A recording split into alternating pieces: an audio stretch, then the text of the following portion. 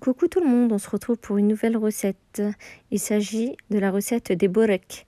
Mais avant de commencer cette recette, n'oubliez pas de liker, de vous abonner si ce n'est pas encore fait et d'activer la petite cloche pour les prochaines recettes.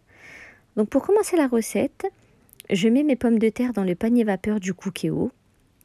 Donc c'est très simple, j'ai sélectionné le mode ingrédients, légumes, ensuite pommes de terre, puis j'ai sélectionné les pommes de terre en morceaux.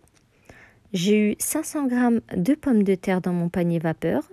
J'ai ajouté 200 ml d'eau, puis j'ai mis à cuire pendant 14 minutes. Pendant la cuisson des pommes de terre, je vais commencer à préparer ma farce pour les borek. Donc j'ai pris une poêle, j'ai mis 2 filets d'huile d'olive, j'ai ajouté un oignon émincé et j'ai fait rissoler.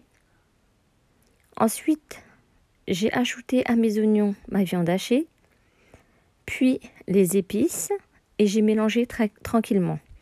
J'ai également ajouté mon persil, puis j'ai laissé cuire pendant 10 minutes en remuant. Ensuite, j'ai réservé la viande hachée et je vais continuer la préparation. Donc mes pommes de terre sont cuites, je les ai sorties du panier vapeur, je les ai écrasées, puis je les ai joints à la préparation de ma viande hachée. J'ai mélangé le tout et j'ai réservé. Ensuite, j'ai préparé ma sauce. Je l'ai mélangée. J'ai ouvert mon paquet de filo. Donc, j'ai pris du filo pour de la pâte salée.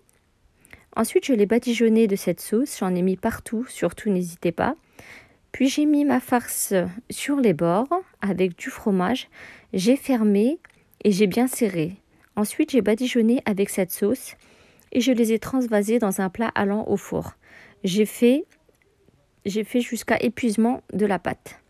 Ensuite, je les ai découpés, j'ai ajouté des graines de sésame et j'ai enfourné pendant 35 minutes à 200 degrés. Une fois que c'est cuit, je laisse refroidir, puis je sers les borek avec une salade. Merci d'avoir suivi ma recette et je vous dis à bientôt.